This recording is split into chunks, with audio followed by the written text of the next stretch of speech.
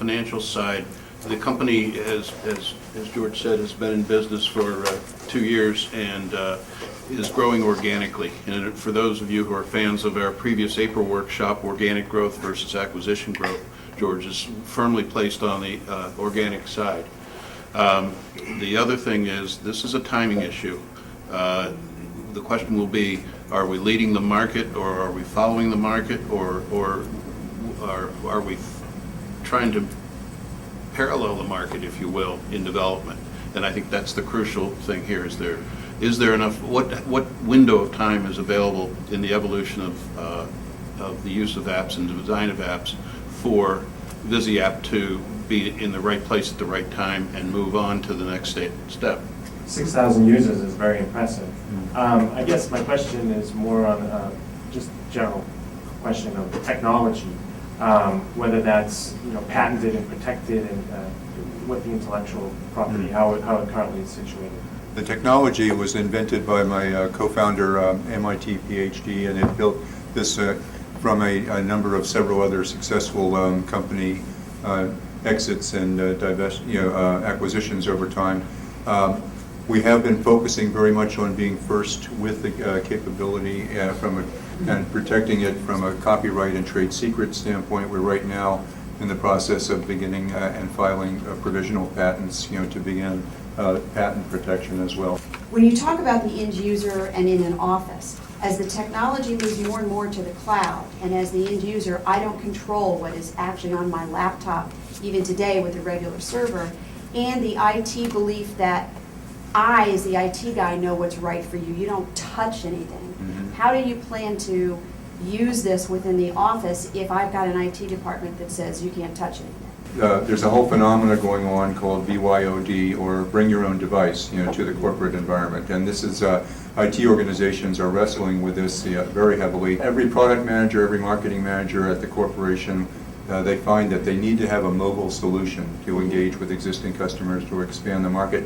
They're overwhelming the IT departments with requests, for mobile app creation.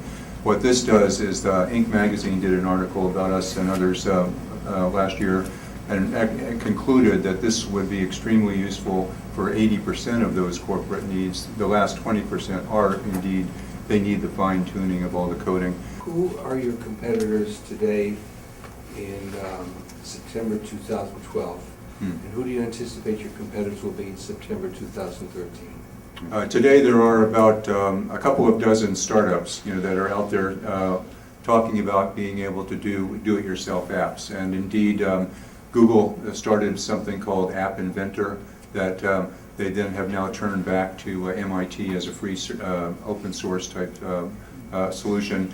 It's a very, very basic, and they admit it, and it's evolving, but it's really geared for somebody to kind of get comfortable and familiar with Android initially, and put together very simple things to just have fun with your Android phones.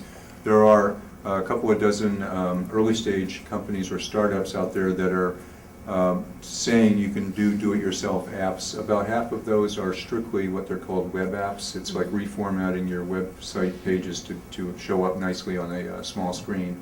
And then there are, among the others, they're in various stages of capabilities. About half of those focusing more on games, and then there are 3 or 4 that are in the stage of doing part of what we do, but not. They're still about a year behind us in evolution of what the technology and solution is. Now, a year from now, we see things growing quickly. We're getting interest from a number of our partners and major players. That today you'll see players like Adobe, with Evolve to a whole focus on e-marketing and tools for e-marketing. You see Intuit, do-it-yourself websites. They're installed with QuickBooks at virtually every small business around the world. These are people that are looking at using this as a mechanism to extend into do-it-yourself apps. A year from now, that might involve one of them, nothing confidential or actual being commented on here, one of those players, looking to get into this, accelerate their entry with acquiring somebody like us. But I'd see one or more of the major players within the next 1 to 2 year period, and then it's a matter of options, that we would look at financially and otherwise, in that regard. You actually anticipated my question, which is, Okay. what's the exit strategy? Because, it seems to me that you've got a little bit of an earlier adopter advantage due to your technology position right now.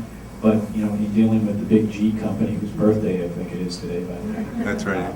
And I'm selling a company to them right now. They can be a very interesting partner if you don't decide to partner with them, like the Cosa Nostra. Because we saw that the cloud-based solution for data storage and making that as simple as a spreadsheet was a key that many of our users are finding quite attractive.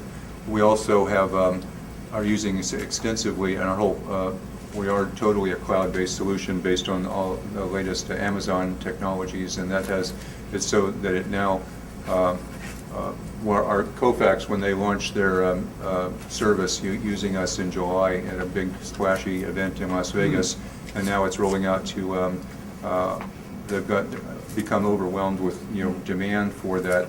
We needed to go through an upgrade process the last 3 months to fully scale it to ability to support millions of users, and those things give us access into some of those kinds of players. Now, our strategy is to grow the company organically. There is a point when it gets to the end user adoption cycle where the cost of branding, the cost of creating yet another brand versus being acquired by somebody with an existing footprint in all the different user base will be a trade-off we're hoping to face, and but we see that coming.